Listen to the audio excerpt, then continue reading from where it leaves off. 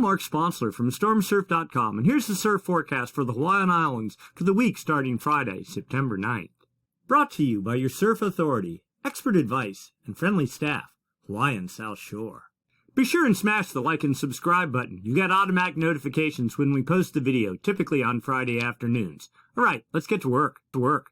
Let's start by looking at current conditions. From the buoys on the south shore of Oahu, the Barbers Point buoy, specifically number 238, you can see all the energy that's hitting the buoy. This is both swell size and period, from the whole way up to 33 seconds, very long period energy, which there is none, all the way down to minimal wind swell, very weak swell energy at 5 seconds. But we see most of the energy right here at about the 15 to 14 second period. The computers do all the math for us, but they tell us primary swell 1.4 feet at 14.7 seconds from 200 degrees. That's equivalent to about a 2-foot Hawaiian wave, 4 feet on the face on the bigger sets. And that's about what it is. It's about waist high, occasional peaks, maybe in the chest high range, glassy and fun, rideable. Good day to go in the water.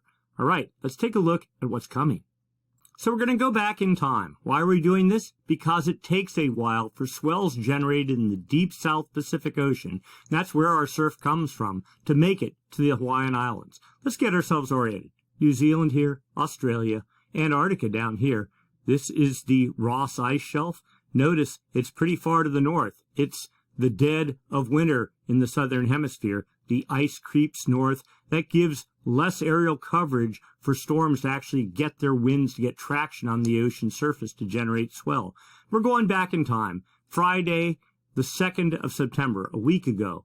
So this is the main area where Hawaii's southern hemi swells come from. It takes about a week to go from here the whole way up over the equator and up to the Hawaiian Islands north of this point on the chart.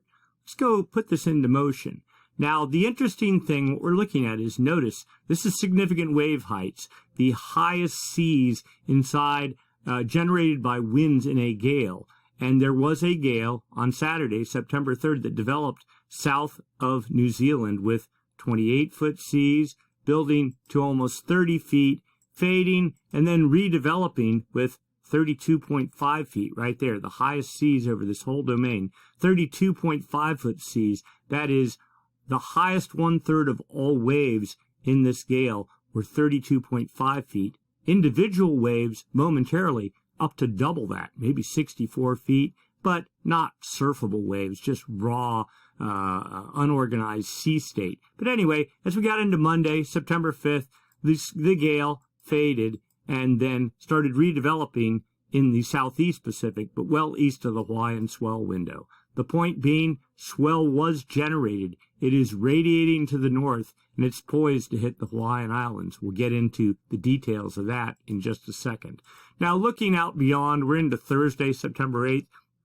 Gale activity was in the southeast Pacific, but again, well east of the Hawaiian swell window. Hawaii's at 158 west, so right here. So anything east of here doesn't make it north. It really needs to be at 158 west or points west of there, but not any further than due south of New Zealand.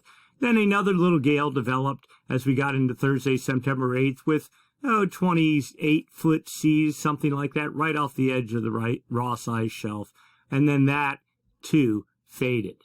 The point of all this is that swell is poised to hit the Hawaiian Islands. Saturday, your weekend forecast, September 10th. The swell coming up slightly. New Zealand swell, that swell we just looked at, building to 1 foot at 18 seconds later. That's pretty small. 1.5 foot, maybe waist high, something like that. So much like today. But as you get into Sunday, that swell builds to 1.7 feet at 16 seconds later. That's 2.5 to 3 foot Hawaiian, so maybe head high to a foot overhead. Well, rideable surf. And that swell continues on Monday, September 12th, 2 feet at 15 seconds, so 3 feet head high, maybe a foot overhead at top spots. Then Tuesday, swell starts fading from 2.1 feet at 15 seconds early. That's still 3 foot, head high, maybe a little bit more. And even into Wednesday, it's fading from 1.7 at 13 to 14 seconds, so 2 to 2.5 feet, so chest to head high, something like that. The point being, good swell, building over the weekend, continuing to the early and the mid part of next week, with more behind that. Let's go take a look. So today, Friday, September 9th, we're looking at jet stream level winds. These winds have about 30,000 feet, help support the formation of gales. When they form, help direct their track. We're looking for a trough, a dip in the jet, or a push in the jet to the north. We see it over here in the central South Pacific. That helps create a clockwise flow aloft and down at the ocean surface. That's the hallmark of low pressure. And of course, low pressure, if it's strong enough, generates winds. Winds, if they're strong enough, get traction on the ocean surface and generate seas, like in the charts we saw prior. And then seas, as they radiate away from the fetch area, get groomed, turn into swell. Swell, when it hits your beach, like starting on Saturday, that produces surf. All right, but the ice line, so this is jet stream level chart, but it's the same layout. New Zealand here, Australia, Ross Ice Shelf here, but you don't actually see the ice. The ice is about 162 south, something like that. We see the jet pretty much pushing over the Ross Ice Shelf, offering no support for gale development. And as we continue into Saturday, the jet, if anything, starts building and falling further south. Yes, a trough is building, but it's in the far southeast Pacific, outside the Hawaiian swell window. But then as we start getting into Tuesday, perhaps a little bit of a trough tries to organize. Not really particularly good. But then as we get into Wednesday, September 14th, here's a much better trough. The ice line right about here. The trough pushing north of the ice line. That should help get some traction. And there we go. As we get into Thursday, the 15th of September, 150 knot winds pushing north. That should be pretty good for helping support gale development. Everything starts at the jet stream. And then, of course, as we get into Friday, that all fades out. But we look at the jet stream because it's the upper level winds that really support what's going on down at the surface. Let's confirm that now. Let's go take a look at surface level pressure and surface level wind forecast. So here we go. This and the ice line is, again, same chart. New Zealand, Australia, Antarctica, Ross Ice Shelf right at about 62 south. A little bit of winds, 35 knot winds aimed off to the east, due south of New Zealand, maybe getting some traction with 40 knot winds. Again, the Hawaiian cutoff about 158 west, so right about there. So maybe that could result in something, but not nearly as much so as what we think is going to happen as we get here into Tuesday, September 13th.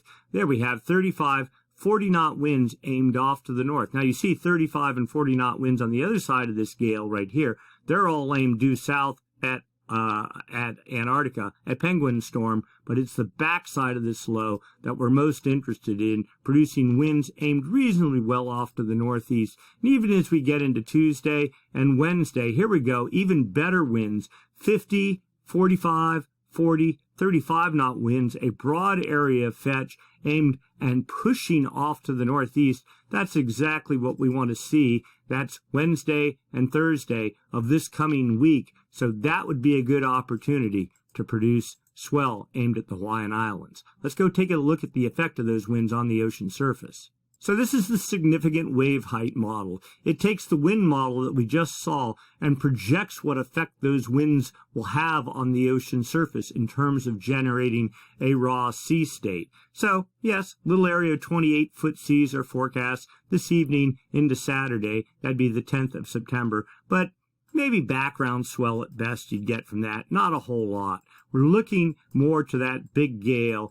Little bit of energy starts developing on Tuesday, the 13th of September, with 26-foot seas aimed off to the northeast, building to 28 feet. Then that gets reinforced by a stronger batch of winds as we get into Wednesday, 14th of September, with 33-foot seas. Let's see if they build. And there we go, to 38 feet. To right there, a little area, 40-foot seas. That's pretty good. All clear of the ice, all aimed off at Hawaii. Hawaii's up here. That looks very good for producing swell. Now, bear in mind, the models tend to overhype things a little bit, so we're not going to get too excited yet, but the forecast looks pretty good. All right, so for right now, small swell poised to hit the Hawaiian Islands from New Zealand, building Saturday, Sunday, and then decent size Monday, Tuesday, and Wednesday, and even beyond that, and then slowly fading from there. But the models suggest another gale pushing under New Zealand later next week, Wednesday, Thursday, with likely swell from that a week beyond that, and then even little bits of energy in between there. So, the short term is good, and the long term is, well, not so bad either. Plenty of swell on the way, varying in size from head high to maybe less than that, and maybe more long term. All right, good swell is on the way. Be sure and do your shopping at Hawaiian South Shore. Get your boards, get your cords, get all your equipment, get ready for the swell, and have some fun. Enjoy your time in the water. And be sure and hit the like and subscribe button. You'll get automatic notifications, again, when we post the videos, typically on Fridays. All right, have fun. We'll see you next time. Bye.